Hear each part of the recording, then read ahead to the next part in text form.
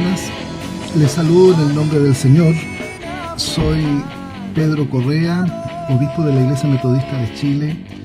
Tengo el privilegio de estar visitando la ciudad de Valdivia, también Osorno, pero en esta mañana el privilegio es doble por el hecho de estar frente a esta comunidad de hermanos y hermanas aquí de Valdivia para compartir la santa palabra de Dios. Y quisiera invitarles a detener nuestras mentes y, si es necesario, también seguir la lectura del Evangelio en Mateo 14, de los versos 22 al 33. Allí en Mateo 14, del 22 al 33, dice la palabra del Señor: Enseguida Jesús hizo a sus discípulos entrar en la barca e ir delante de él a la otra ribera. Entre tanto que él despedía a la multitud, despedida la multitud, subió al monte a orar aparte, y cuando llegó la noche, estaba allí solo. Y ya la barca estaba en medio del mar, azotada por las olas, porque el viento era contrario. Mas a la cuarta vigilia de la noche, Jesús vino a ellos andando sobre el mar. Y los discípulos, viéndole andar sobre el mar, se turbaron, diciendo: «¡Un fantasma!», y dieron voces de miedo. Pero enseguida Jesús les habló, diciendo: «Tened ánimo, yo soy, no temáis». Entonces le respondió Pedro y le dijo: «Señor, si eres tú, manda que yo vaya a ti sobre las aguas». Y él dijo: «Ven». Y descendiendo Pedro de la barca, andaba sobre las aguas para ir a Jesús. Pero al ver el fuerte viento tuvo miedo, y comenzando a hundirse dio voces diciendo: «Señor, sálvame». Al momento Jesús, extendiendo la mano, asió de él y le dijo: «Hombre de poca fe, ¿por qué dudaste?». Y cuando ellos subieron en la barca, se calmó el viento. Entonces los que estaban en la barca vinieron y le adoraron, diciendo: «Verdaderamente eres Hijo de Dios». Que el Señor bendiga su santa palabra. Queridos hermanos, este es un texto conocido del Evangelio. Quiero proponerles que las palabras más importantes de este texto son estas que aparecen al final del versículo 27. Tened ánimo, yo soy, no temáis.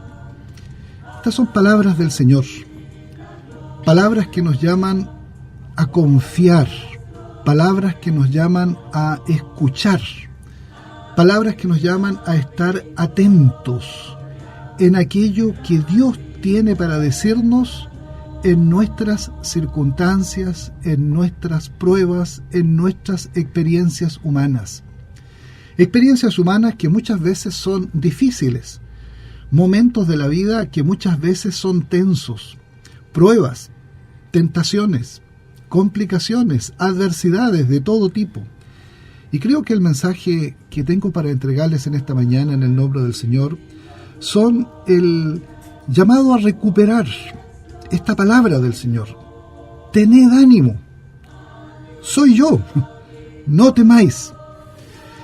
Queridos hermanos y hermanas de esta comunidad de Valdivia, quisiera compartirles que es inevitable tener esta lectura también en el marco de los 500 años de la Reforma Protestante.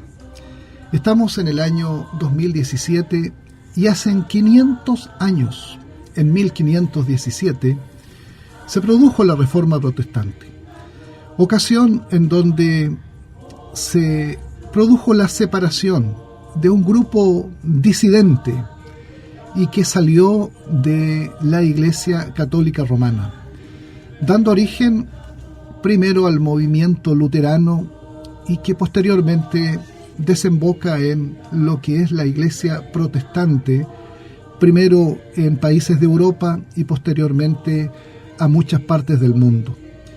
Creo que nosotros también tenemos de esa herencia. ¿Y por qué hago este recuerdo de la conmemoración de los 500 años? Porque precisamente una de las cosas que destacó e hizo relevante la Reforma Protestante fue enfatizar la persona, la obra, la palabra de Cristo Jesús. Entre estos factores, la persona, la palabra y la obra de Cristo Jesús, se juega lo fundamental del Evangelio y lo fundamental de la fe cristiana.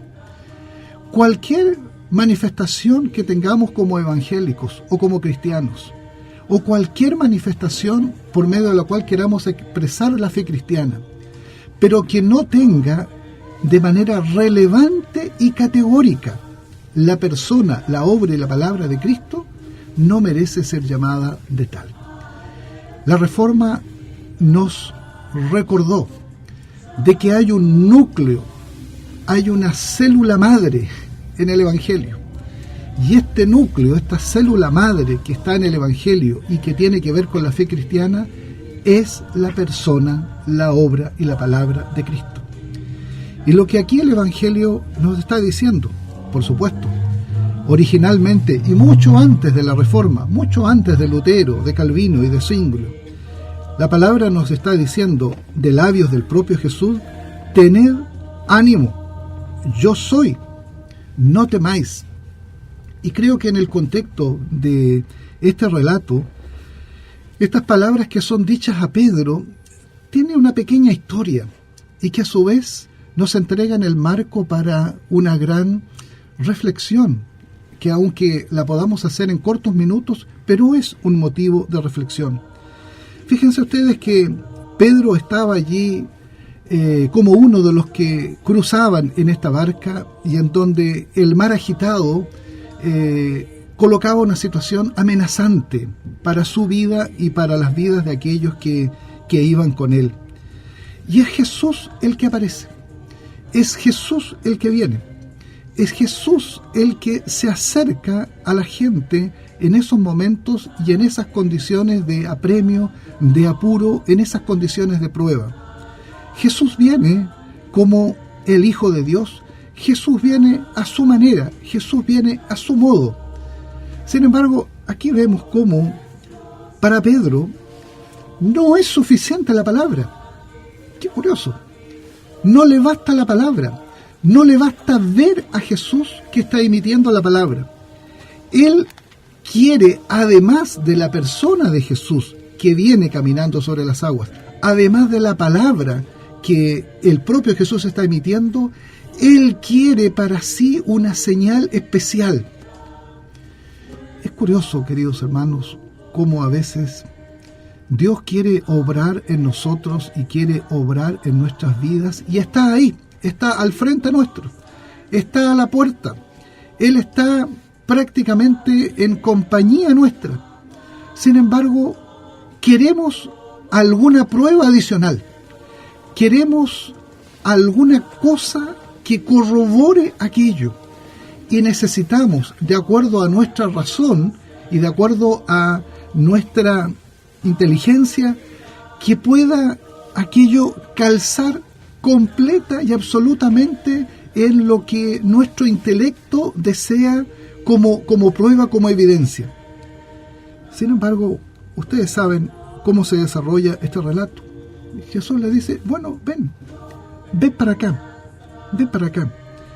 Y también sabemos cómo el relato dice que Pedro comienza a pedir auxilio porque se está hundiendo. Hermanos y hermanas, Dios tiene formas de obrar que son de Dios. Dios tiene formas de acercarse a nosotros que son propias de Él. Respetemos aquella distancia, respetemos aquel poder, respetemos aquel modo que Dios tiene de revelarse. Y lo que nos queda como seres humanos es acoger, es recibir aquella forma, la que sea, que Dios tiene para acercarse a nosotros en nuestra condición. No le coloquemos condiciones a Dios para que nos muestre una señal adicional que nos permita validar su presencia. si aquella presencia de Dios está emitiendo una palabra de ánimo, está emitiendo una palabra de victoria, eso es suficiente. Eso ya debe confortar el corazón del creyente, o debe confortar el corazón de cualquier persona. La palabra de Dios no viene para confundir a alguien. Esta palabra que está dicha acá, soy yo, tened ánimo, es una palabra clara en medio de la prueba.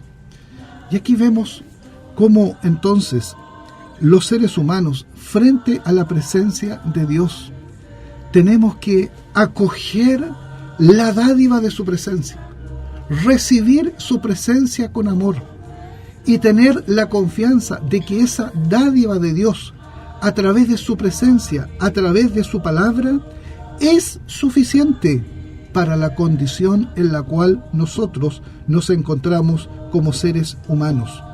El que se acerca a nosotros no es un fantasma, no es un desconocido.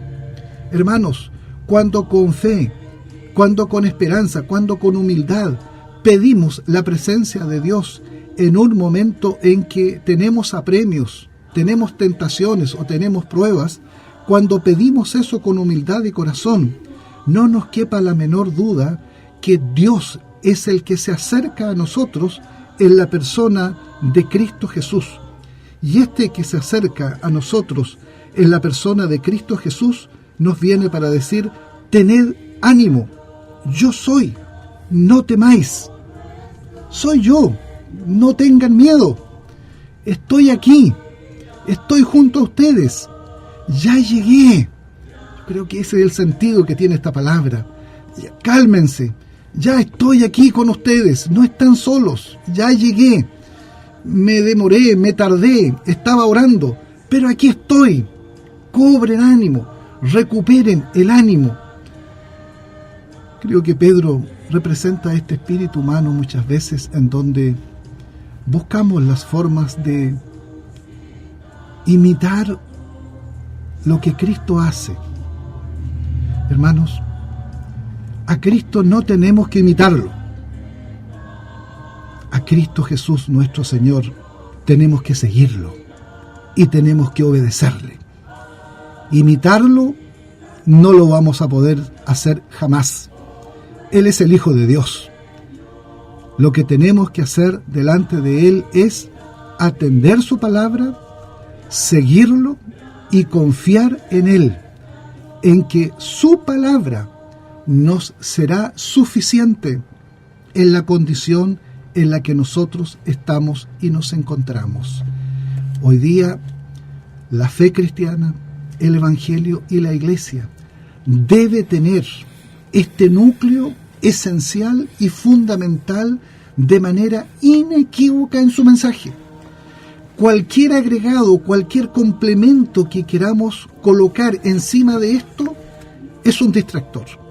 Somos evangélicos, somos pueblo de Dios, somos protestantes, porque somos parte del pueblo de Dios, somos parte de la herencia que nos dejó el testimonio de los apóstoles, somos parte del pueblo de Dios que se refunda en la Reforma Protestante del siglo XVI, y somos parte del pueblo de Dios hoy día, porque en la barca donde vamos cruzando, a pesar de que el mar esté agitado, a pesar de que el viento sea fuerte, a pesar de que la barca se mueva para lado y lado, sin embargo, Jesús, el gran capitán, viene a nosotros para decirnos: tengan ánimo, estoy aquí, calma, aquí estoy.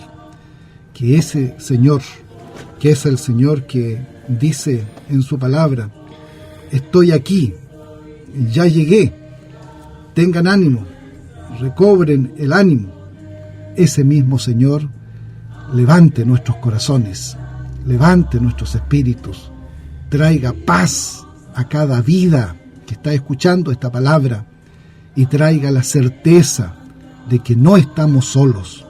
Dios, nuestro Padre, está con nosotros Cristo Jesús se ha acercado para decirnos esta palabra de la cercanía y del amor del Padre. Y el Espíritu Santo se encarga de corroborar esta palabra cada día, hoy también. Amén. Que el Señor les bendiga. Amén. Muchas gracias, obispo, por este mensaje tan pertinente en la hora que estamos viviendo.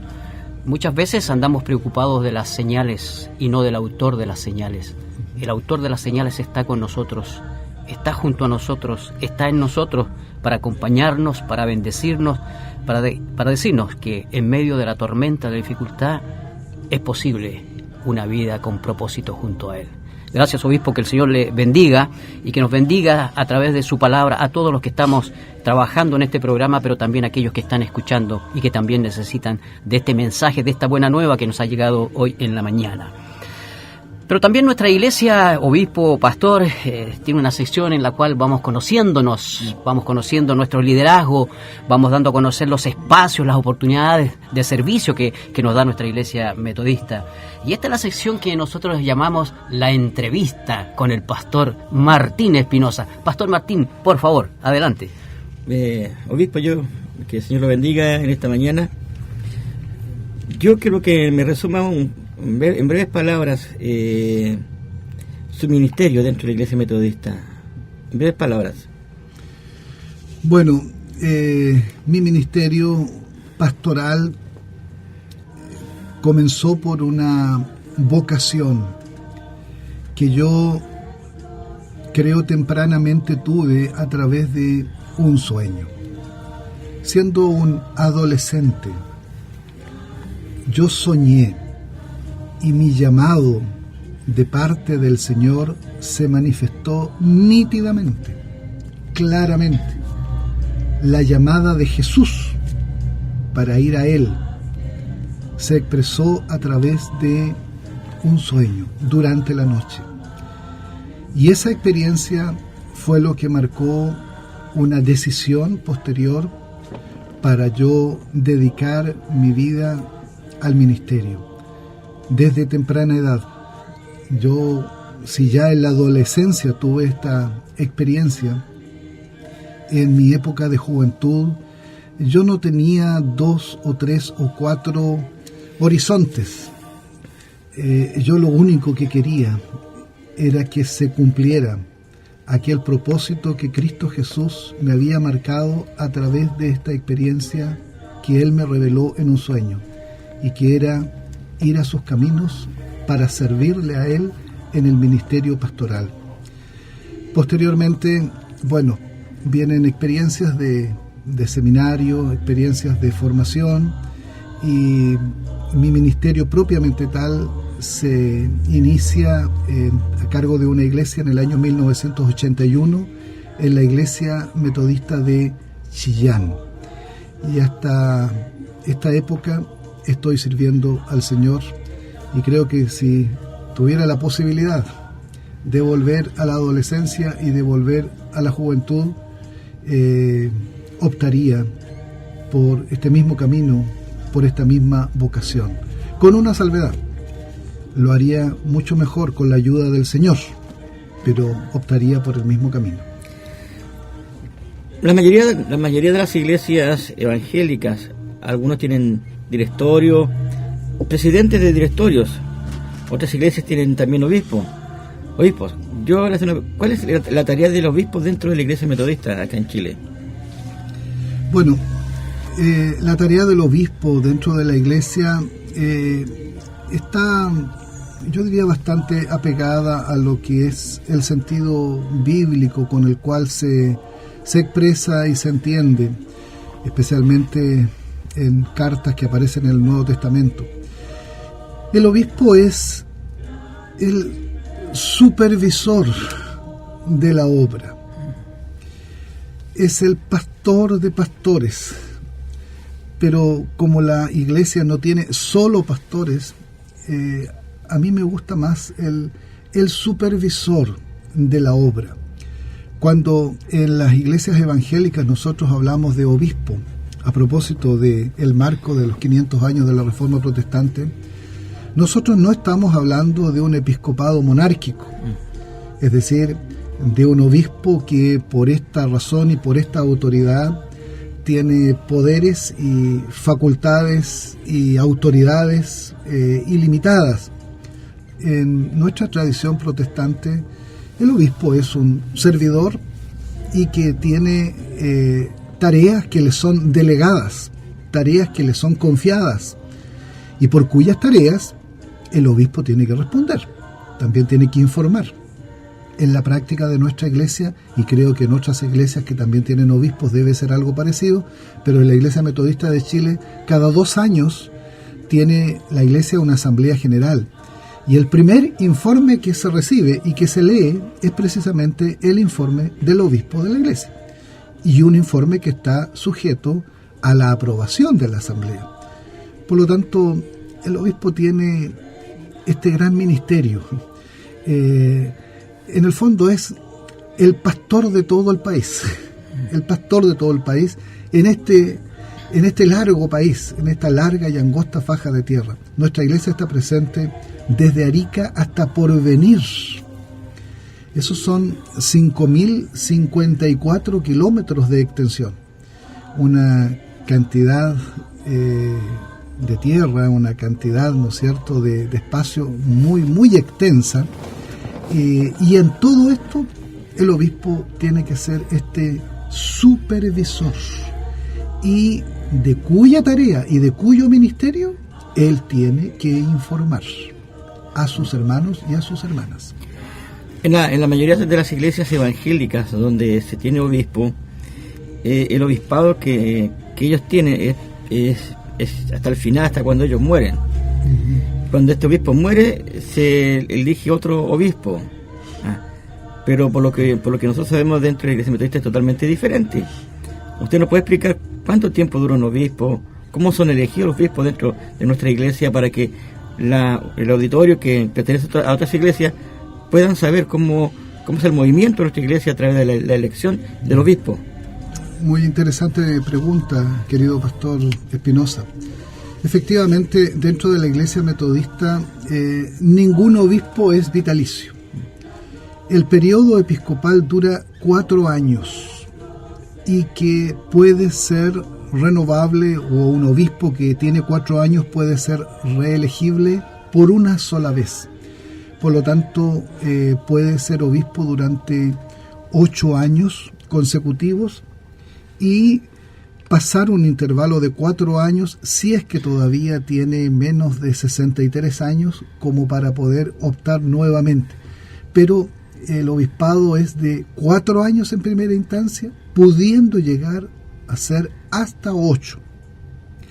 El modelo que tiene la Iglesia Metodista es que se hacen votaciones para obispos y superintendentes en todas las iglesias metodistas del país. En todo Chile se hacen votaciones. Y de la sumatoria de todas esas votaciones que hacen los miembros habilitados de la iglesia, se conforma una terna. Es decir, votan hermanos y hermanas desde Arica hasta Punta Arenas. Y de todo ese universo de votación queda una terna. Y de esa terna, la Asamblea General elige a quien ha de ser su obispo. Por ejemplo, este año se tienen que hacer esas votaciones y se tiene que construir una terna para que en enero 2016 la Asamblea General, que se va a reunir en Angol, en el Vergel, pueda de esa terna elegir al obispo. Por lo tanto, los obispos en nuestra iglesia son electos por las bases, digámoslo así, por la gente de las iglesias en una primera instancia, y posteriormente en la asamblea por los delegados oficiales que participan de ese evento. La asamblea es en el año 2018. La asamblea es en enero de 2018, efectivamente. Sí. Ya. El cargo de obispo dura 4 años, usted es el representante, es el que supervigila, ¿no es cierto?, el trabajo de las iglesias acá. Pero también hay redes internacionales hacia el extranjero. ¿cuál es ¿qué es lo que hace el obispo con esas redes? ¿Qué es lo que el trabajo del obispo, ya sea con las iglesias de Estados Unidos, Inglaterra, Suiza, con el Consejo Mundial de Iglesia? ¿Cuál es el trabajo suyo ahí en esa instancia, en esas instancias internacionales? Bueno, la Iglesia Metodista de Chile es una iglesia autónoma desde 1969. Conviene recordar de que el metodismo llega a Chile en 1878 y con esa llegada, digamos, también viene personal misionero. El metodismo en Chile es un proyecto de misión que tienen los Estados Unidos, a pesar de que el metodismo surge en Inglaterra en el siglo XVIII. En el siglo XIX llega el metodismo a Chile, pero vía misioneros norteamericanos. Pero como lo decía, independiente de la autonomía que se tiene desde 1969, la Iglesia Metodista de Chile mantiene relaciones fraternales y cordiales con los hermanos metodistas de Estados Unidos. Se tienen muy buenas relaciones y también se tienen relaciones con el metodismo inglés, como también con el metodismo de países como Suiza, todo ello en Europa. Y, por qué no decirlo, a nivel continental, también el metodismo está integrado a lo que se llama el Consejo de Iglesias Evangélicas Metodistas de América Latina y el Caribe, CIEMAL. Es decir, nuestra iglesia tiene una red a nivel continental y más allá de nuestro continente de vínculos, de conexionalidad. La Iglesia Metodista tiene esa marca, es conexional. Tiene que ser conexional aquí a nivel nacional, pero también la Iglesia Metodista es conexional a nivel internacional.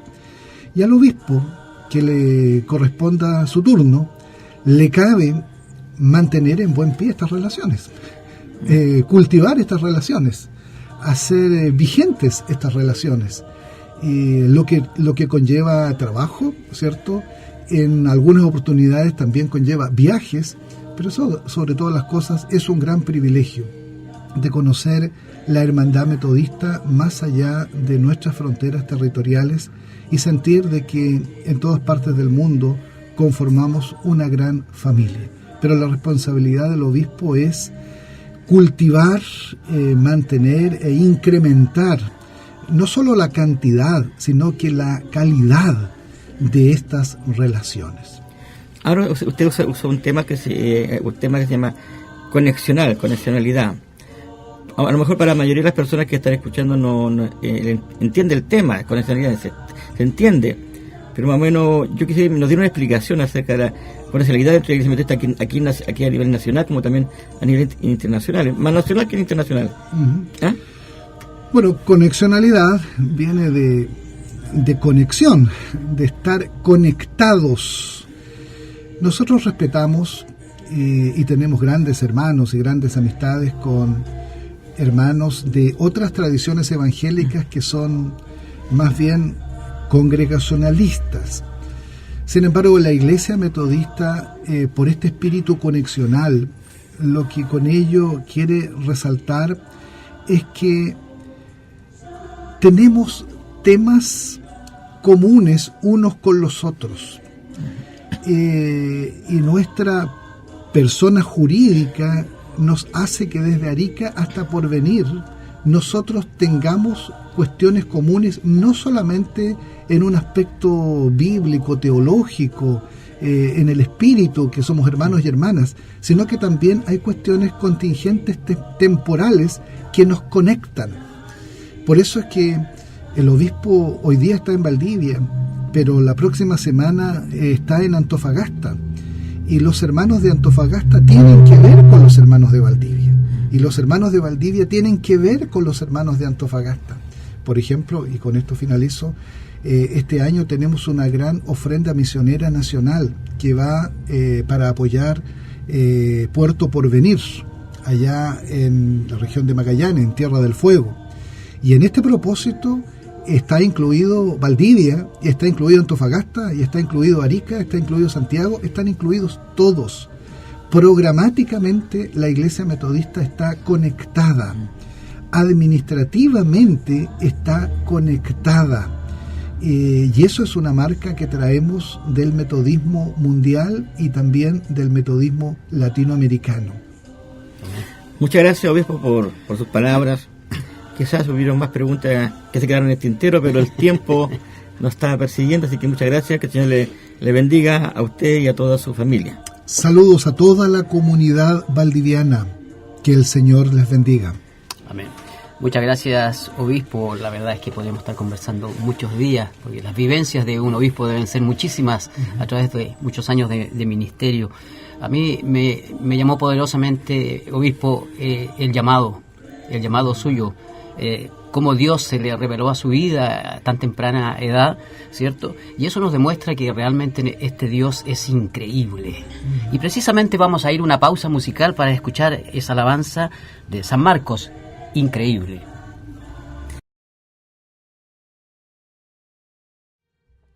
Seguimos disfrutando de este tiempo de bendición junto a nuestro invitado especial en esta mañana, nuestro obispo Pedro Correa. Bien, esta sección es muy interesante la que nosotros desarrollamos ahora. Le llamamos Dialogando con el Señor.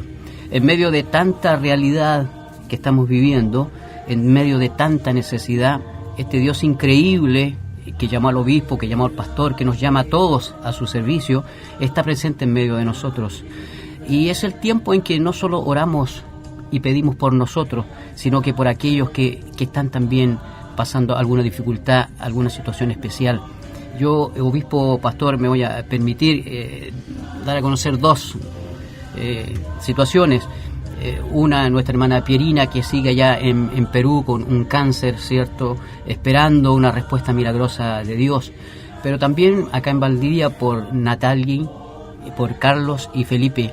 Ellos vivieron una experiencia muy dolorosa. Fueron visitados por breves horas con una bebé, Catalina, y tuvo un par de horas y luego regresó a la presencia del Señor. Tal vez no se encuentran explicaciones para esas situaciones, y sin duda como seres humanos nos dolemos porque amamos lo que en algún momento hemos tenido, de manera que ahí tenemos dos motivos de oración. Y yo les dejo a ustedes abierta la posibilidad para que también puedan expresar, ¿cierto?, los motivos por los cuales en este minuto podamos pedirle al Señor su intervención, porque este Dios increíble tiene respuestas para cada uno de nosotros. Yo quisiera invitar a la comunidad valdiviana, especialmente al pueblo cristiano de Valdivia, para que tengamos en nuestra oración al pueblo venezolano. Allí se viven situaciones muy complicadas. Quiero invitarles para que nos despojemos de toda ideología y de todo partidismo. Oremos por ese país para que Dios traiga paz. Allí hay vidas humanas. Hay vidas humanas en medio de un conflicto que parece en términos geográficos distante, pero los medios de comunicación en el día de hoy lo hacen tan presente. Está ahí, está todos los días. Oremos por Venezuela, oremos por el pueblo venezolano, oremos por los gobernantes, oremos para que cese todo clima de hostilidades y para que se puedan encontrar caminos de superación de la actual crisis por la cual atraviesa este país. Amén. Yo creo que también, como está usted acá en representación de la Iglesia, orar por todas las iglesias metodistas a nivel nacional.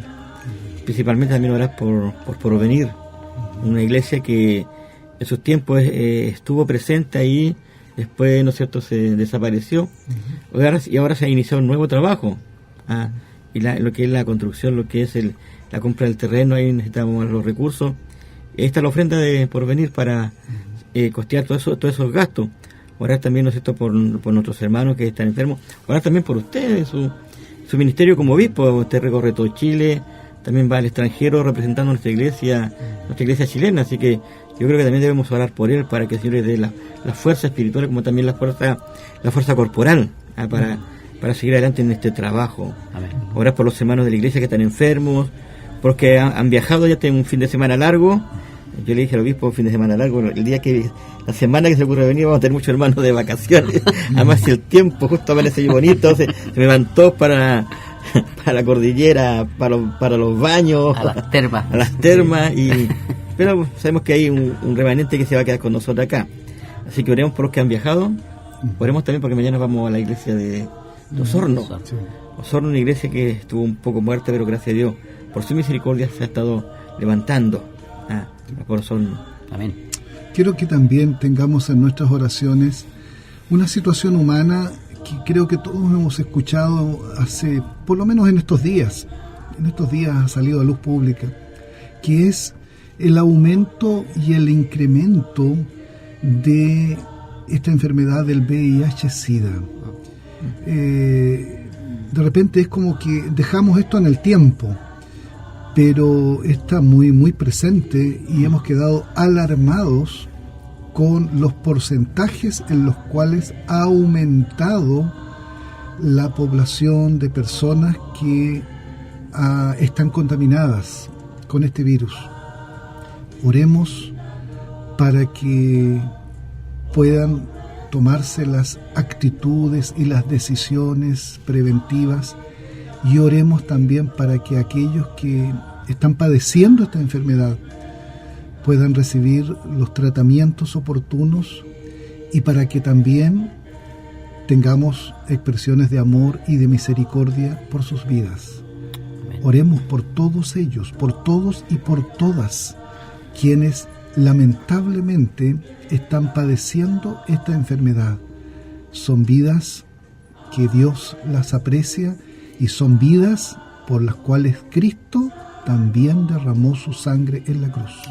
Yo creo, obispo, que usted en esta parte tiene razón también de orar por estas personas que uno escucha en la radio, ve también por otros medios, y esta noticia es alarmante. ¿Por qué? ¿Por qué alarmante?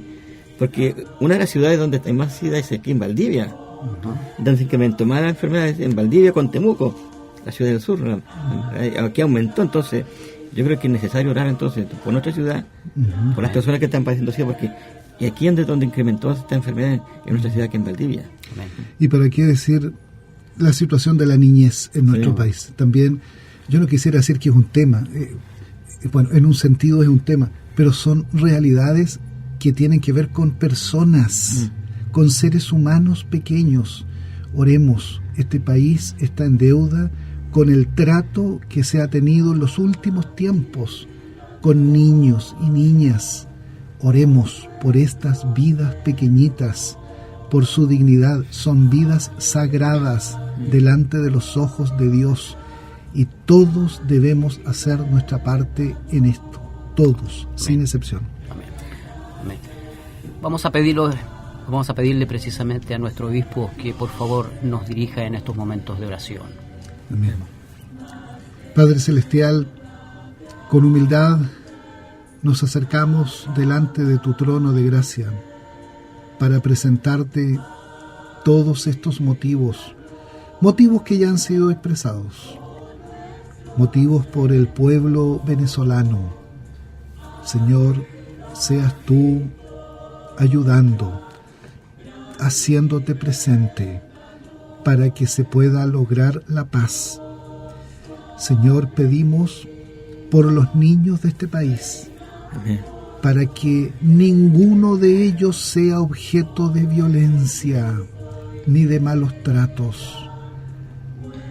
Señor, ten piedad de aquellas vidas que están vulnerables y que están más expuestas para recibir acciones indebidas de otros mayores.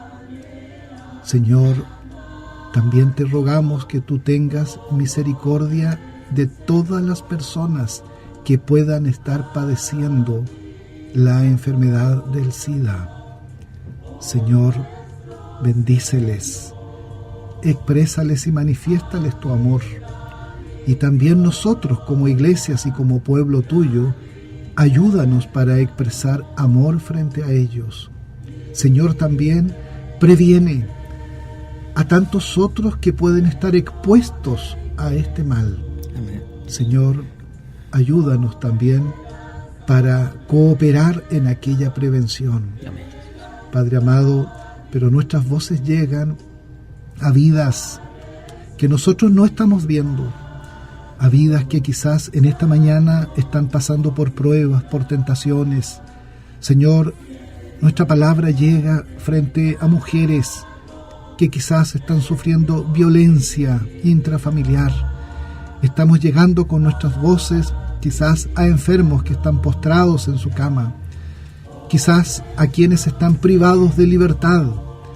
También con esta palabra llegamos a quienes están pasando por momentos muy duros en su existencia. Queremos que tú bendigas esas vidas, oh Señor, que les hagas notar tu presencia, tu compañía. Señor, obra con poder en todo aquel que necesite tu presencia que sana, tu presencia que libera, tu presencia que perdona, tu presencia que restaura, tu presencia que trae salvación y vida eterna. Amén, amén.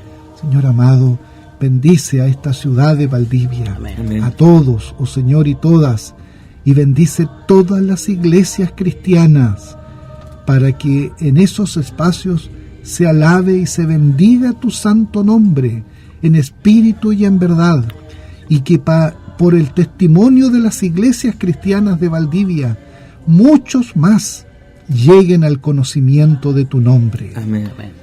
Todo lo dejamos delante de ti, Señor, en el bendito nombre de Cristo nuestro amado Salvador. Amén. Amén. Amén. Amén. Que el Señor nos bendiga. Nos estamos acercando al final de nuestro programa Tiempo de Bendición. Obispo, los micrófonos para que nos despidamos. Desear las mayores y más ricas bendiciones de Dios para los valdivianos y valdivianas, pero particularmente para todos quienes son parte de alguna iglesia cristiana. Somos hermanos Amén. y hermanas, no somos competidores, somos hermanos, y nuestro Padre es uno solo, es uno solo. Nuestro gran Padre Celestial, Creador de los cielos y de la tierra. Y yo hago votos para que el testimonio del pueblo de Dios sea un testimonio en unidad aquí en este lugar, en esta ciudad. Y como lo dice su palabra, para que así el mundo crea. Amén. Porque de otra manera no nos van a creer el llamado a la comunión, a la reconciliación, si es que nosotros no estamos con el ejemplo. Deseo bendición para todos los pastores y pastoras y para todos los miembros de las iglesias, desde el miembro más simple y más humilde, para todos. Que Dios bendiga el trabajo con los niños, que Dios bendiga el trabajo con las mujeres, con adultos mayores, y que todos busquemos las formas y los mejores procedimientos para hacer visible el reino de Dios aquí en medio de nosotros.